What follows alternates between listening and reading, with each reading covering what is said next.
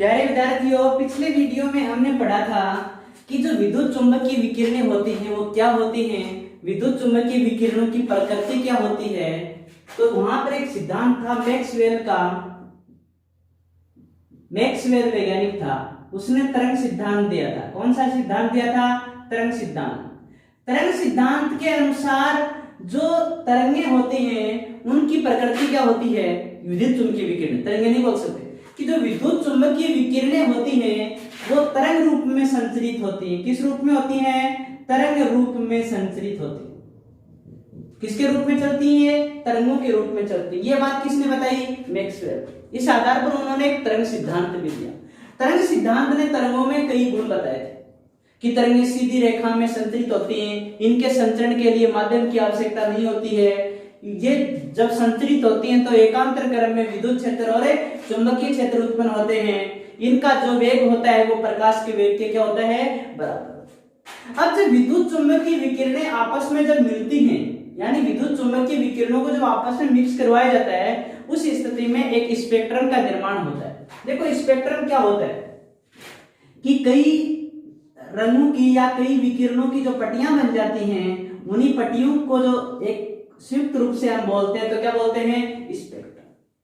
तो विद्युत चुंबकीय जो विकिरणें हैं, कौन सी विकिरणें हैं? अपनी जो विद्युत चुंबकीय विकिरणें हैं वो भी आपस में मिलकर के क्या बनाती हैं? स्पेक्ट्रम। तो आज के वीडियो में हम यही बात पढ़ेंगे। ये बात तो हम पीछे पढ़ चुके हैं कि तरंग सिद्धांत क्या है, तरंगों में क्या गुण पाए जाते हैं।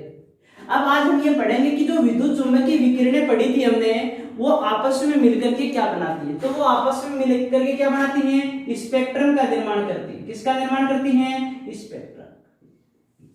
और विद्युत चुंबकीय विकिरणें आपस में मिलकर के स्पेक्ट्रम बनाती हैं। तो इस स्पेक्ट्रम में निम्न क्षेत्र पाए जाते हैं। कई क्षेत्र होते हैं। देखो क्षेत्र किसका होता है? विद्युत चुंबकीय विकिरणें कई प्रकार की होती है। ये मान लो कि कोई तो रेडियो तरंग के रूप में होती है, कोई सूक्ष्म तरंगों के रूप में होती है, पराबैंगनी किरणों के रूप में होती है, कई विरक्त किरणों के रूप में होती हैं, कई विरक्त को अवरक्त भी बोलते हैं, अवरक्त किरणों के रूप में भी होती हैं और दृश्य किरणों के रूप में भी होती हैं। क्या होती है कि जो विद्युत चुंबकीय विकिरणें होती हैं वो कई प्रकार की होती है। जैसे रेडियो तरंगे हैं, सूक्ष्म तरंगे हैं, अवरक्त किरणें हैं, पराबैंगनी किरणें हैं।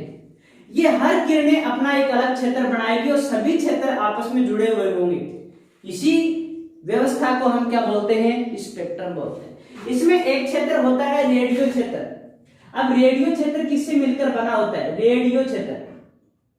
और वैसे रेडियो तरंगों से मिलकर बना होता तो नाम लिख सकते हैं रेडियो तरंग क्षेत्र।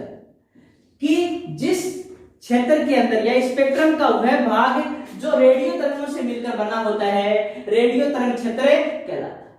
इसकी जो आवृत्ति होती है वो 10⁶ हर्ट्ज होती है। कितनी होती है? 10⁶ हर्ट्ज आवृत्ति का मात्रक होता है। आवृत्ति आगे पढ़ेंगे और अभी भी बता देता हूं कि एक सेकंड में जितने कंपन होते हैं उसी को हम क्या बोलते हैं? आवृत्ति बोलते हैं। यानी विद्युत चुंबकीय विकिरणें इस रूप से ले रहे थे कि एक सेकंड में कितने कंपन हो रहे हैं, यानी एक बिंदु से कितने तरंग दैर्घ्य गुजर रहे हैं। यानी एक तरंग दैर्घ्य ये होता है, तो एक बिंदु से कितने तरंग दैर्घ्य गुजर रहे हैं वो क्या है? आवृत्ति। ठीक है। अब देखो कि एक बिंदु से प्रति सेकंड गुजरने वाले तरंग दैर्घ्यों की संख्या या एक सेकंड में होने वाले जो कंपनों की संख्या होती है उसको हम क्या बोलते हैं? उसको हम बोलते हैं आवृत्ति। जो रेडियो तरंग क्षेत्र होता है इसकी आवृत्ति होती है 10⁶ हर्ट्ज। कितनी होती है? 10⁶ अब रेडियो तरंगों के बारे में जानते हो, जैसे पहले रेडियो संचारण के रूप में होता था तो उसमें रेडियो तरंगें काम आती थी। रेडियो के द्वारा हम समाचार सुनते थे तो रेडियो तरंगें। दूरदर्शन होता है, अपना जो टेलीविजन होता है उसमें भी रेडियो तरंगों का उपयोग किया जाता है। यानी किसी चीज का हम प्रसारण करते हैं तो वहां रेडियो तरंगें काम आती है। तो इनका उपयोग किसमें होता है? प्रसारण में होता है। किसमें होता है? प्रसारण। इसके जस्ट जो नीचे वाला क्षेत्र होता है, देखो रेडियो तरंग क्षेत्र के नीचे होता है सूक्ष्म तरंग क्षेत्र। कौन सा क्षेत्र होता है? सूक्ष्म तरंग क्षेत्र। जो सूक्ष्म तरंग क्षेत्र होता है वो सूक्ष्म तरंगों से मिलकर बना होता है। माइक्रोवेव। तो माइक्रो जो वेव होता है, माइक्रोवेव बोलते हैं इनको क्योंकि तरंग का नाम वेव होता है। देखो ये जो माइक्रोवेव होती है, ये जो अपने देखो जहां बॉर्डर सीमाएं होती देश की वहां रडार लगा होता है। जैसे दो अंतर्राष्ट्रीय जो सीमाएं होती है, दो देशों के बीच की सीमा, वहां रेडार लगा होता है और रेडार में ही कौन सी तरंगों का उपयोग होता है, सूक्ष्म तरंगों का उपयोग होता है, माइक्रोवेव का उपयोग होता है रेडार में। रेडार क्या होता है कि दूर से क्या आ रहा है, जैसे मान लो कोई देश, दूसरा देश है, वो किसी मिसाइल को अपने देश पे दागना चाह रहा है, तो रडार के द्वारा वो पकड़ में पहले आ जाएगा कि वहां से मिसाइल इतने टाइम पे उठेगी। ये चीज कौन बताता है, ये सूक्ष्म वेव बताती हैं। कौन सी तरंगें, सूक्ष्म तरंग। इनका जो क्षेत्र है वो सूक्ष्म तरंगें क्षेत्र होता है, जिसकी आवृत्ति होती है 10⁻² हर्ट्ज के आसपास। इसके बाद में होता है अवरक्त क्षेत्र। देखो अवरक्त क्षेत्र क्या होता है, अब एक नॉर्मली उदाहरण देता हूं कि जो अब कोई भी चीज गर्म हो जाती है और गर्म होकर के विकिरणों का जो उत्सर्जन करना शुरू कर देती है, वही अवरक्त किरणें होती हैं और उनसे जो क्षेत्र बनता है वो अवरक्त किरण क्षेत्र होता है। देखो जैसे अपने प्रदूषण की मात्रा बढ़ रही है, क्योंकि ये मान लो कि CO2 की मात्रा बढ़ रही है, तो पृथ्वी का जो वातावरण है वो गर्म बना रहता है, तो पृथ्वी गर्म होकर के विकिरणों का उत्सर्जन करती रहती है और पृथ्वी के द्वारा जो विकिरणें उत्सर्जित होती हैं वो अवरक्त विकिरणें होती हैं। उसी तरह से जो विद्युत चुंबकीय विकिरणें होती हैं, उनमें भी गर्म करने पर, जो गर्मी के कारण किसी भी पदार्थ को गर्म करने पर जो विकिरणें उत्पन्न होंगी वो अवरक्त विकिरण। कौन सी विकिरणें होंगी, अवरक्त विकिरण। तो अवरक्त विकिरणें होंगी, जो अवरक्त विकिरणें होंगी वो अवरक्त क्षेत्र में होंगी। किसमें होंगी, अवरक्त क्षेत्र में, जिनकी आवृत्ति 10⁻13 हर्ट्ज के आसपास होगी। किसके पास होगी, 10⁻13 हर्ट्ज के आसपास। इनका उपयोग किसमें होगा, गर्म कर। तो हमने 3 तरंगें पढ़ी, कौन सी, एक तरंग पढ़ी हमने रेडियो आवर्ती क्षेत्र, इसकी आवृत्ति होती है 10⁻6 हर्ट्ज, उपयोग होता है प्रसारण में। फिर सूक्ष्म तरंग क्षेत्र जिसकी आवृत्ति होती है 10⁻2 हर्ट्ज, इसका उपयोग होता है रेडार में। तीसरे क्षेत्र में अवरक्त क्षेत्र है, इसमें अवरक्त तरंगें होती हैं, इनकी आवृत्ति होती है 10⁻13 हर्ट्ज और इनका उपयोग होता है गर्म करने।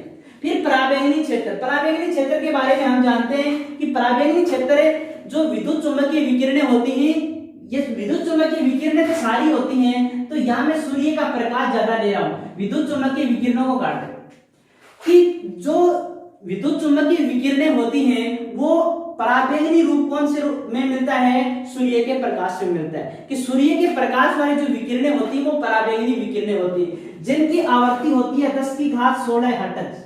कितनी होती है, 10⁻16 हर्ट्ज। काम क्या आती है, जो पराबैंगनी किरणें होती वो क्या होती है, वो भी पृथ्वी के वातावरण को गर्म बनाए रखती, ये वैसे घातक होती है।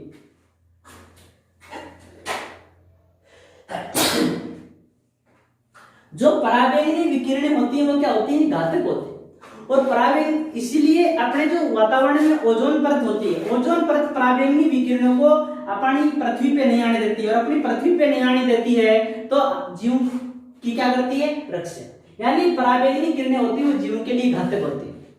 तो कौन सा क्षेत्र बन गया, पराबैंगनी विकिरणों से जो क्षेत्र बनेगा वो पराबैंगनी क्षेत्र। फिर आता है दर्शक क्षेत्र, जिसको हम आंखों से देख सकते हैं विकिरणों, ये होता है 10⁻15 हर्ट्ज, आंखों से इसको देखा जा सकता है। तो ये 5 क्षेत्र हो गए, रेडियो आवर्ती क्षेत्र, सूक्ष्म तरंग क्षेत्र, अवरक्त क्षेत्र, पराबैंगनी क्षेत्र और दर्शक क्षेत्र। एक तो इनकी आवृत्ति याद रखनी है, इसकी आवृत्ति 10⁻6 हर्ट्ज, सूक्ष्म तरंग की 10⁻2 हर्ट्ज और जो अवरक्त होता है इसकी 10⁻13 हर्ट्ज, पराबैंगनी की 10⁻16 हर्ट्ज और दर्शक क्षेत्र की 10⁻15 हर्ट्ज।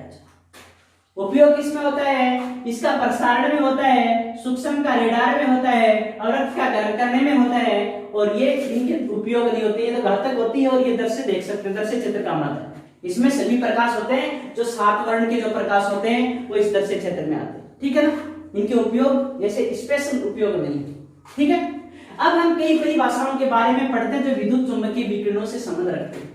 तो मैं विद्युत चुंबकीय विकिरणों पे जा रहा हूं, सबसे पहले किस पे जा रहा हूं, विद्युत चुंबकीय विकिरणों।